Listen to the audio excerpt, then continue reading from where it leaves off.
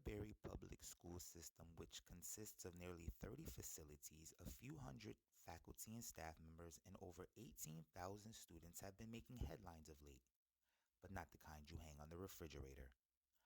The Waterbury Public School systems made headlines for their use of seclusion rooms, an act which violates Connecticut state statute of placing children in isolation rooms. The Waterbury Public School system also made headlines for their over-reliance on 911 and using it as a de-escalator of situations, which caused scrutiny from the Department of Justice into the matter. The Waterbury Public School system also is performing historically low and not meeting the mark set by the Connecticut State Board of Education when it comes to subjects such as English and math. Added that to the understaffing situation that we have in the city of Waterbury, our superintendent, Dr. Verna Ruffin, was just granted the opportunity to negotiate 3 more years of leadership by our Board of Education members. With all of this scrutiny and all of these headlines, Mayor Pernersky has already declared his intent to veto the contract. But it will be bounced back to the Board of Education, where only 7 members need to vote to overturn the veto and give Dr. Verna Ruffin 3 more years as superintendent of Waterbury Public Schools. Today, on the Waterbury Times Investigates, we ask the question, who is Dr. Verna Ruffin? Does she deserve another 3 years? And is there any way out of the hole, which is the Waterbury Public School system?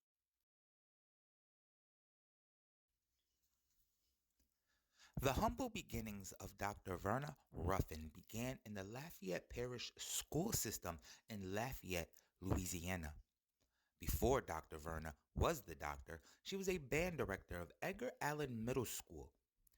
Through acquiring her resume to an Alabama job, we determined that over a span of 12 years, when she became an assistant middle school principal, she made it all the way to the top principal position in Lafayette High School. Although the demographics of this region do not mirror the demographics of Waterbury, Connecticut, something that the residents and the Board of Education were told we were getting with the one Dr. Verna Ruffin. Unfortunately, doesn't seem to be the case. Hi, everyone. Hope you guys are enjoying this. Just going to jump in every now and then. This is no knock against different regions. It's just that we were promised that Dr. Verna Ruffin had the urban city experience, the urban environment experience to thrive. In the Waterbury Times would just like to point out that she didn't get that in Louisiana. Maybe keep watching. Maybe she'll find it somewhere. Okay, I'll let you guys get back. Sorry I interrupted. After her time in Louisiana, Dr. Verna Ruffin changed positions and became a principal in Judson Independent School District in San Antonio, Texas. As you can see, per her own resume, she was in charge of 1,600 students for 6 years as a principal.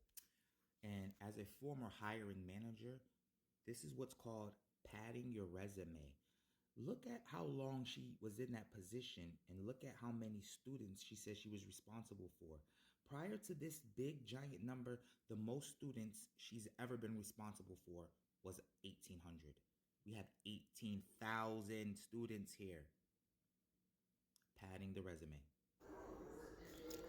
Continuing her career, Verna Ruffin parlayed her resume to a brand new state, Oklahoma, in the Tulsa public school system. Yet again, under further investigation of Verna's resume, something is not quite adding up. Hi, one more time.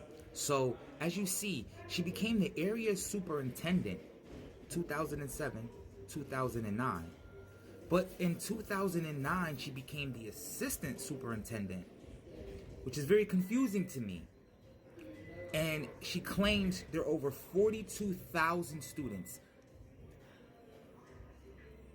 I'll let you guys finish. I think you guys see where I'm going with this. 42,000 students.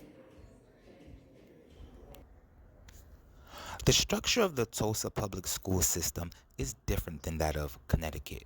Whereas we have one superintendent, the Tulsa public school system had a staff of superintendents, all in charge of different aspects of education. Verna Ruffins, she was in charge of special education and curriculum, as ironic as that may sound. Furthermore, her stats show that she did not have any type of significant improvement across any of the metrics, especially those of reading, underneath her time as superintendent of curriculum in Tulsa Public Schools. Dr. Verna Ruffins also has never quite managed to have a working relationship with many of her staff and faculty members. Dr. Verna Ruffins would then eventually make her way to another state yet again, but this time she would be the top dog in charge. For the first time in her entire career, a school district will give her supreme power to be the head superintendent. Jackson, Tennessee. The Jackson-Madison County School District hired Verna Ruffins with the intentions of them turning their school district around. By the end of her tenure, there will have been 5 schools closed. There will have been disgruntled employees. There will have been Board of Education meetings gone into arguments. And by the time she left, the Jackson County School Board needed to rebuild from scratch.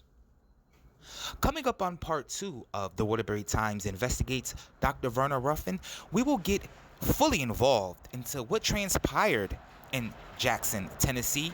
What is the state of that situation now, and what can we do to avoid falling into similar straits?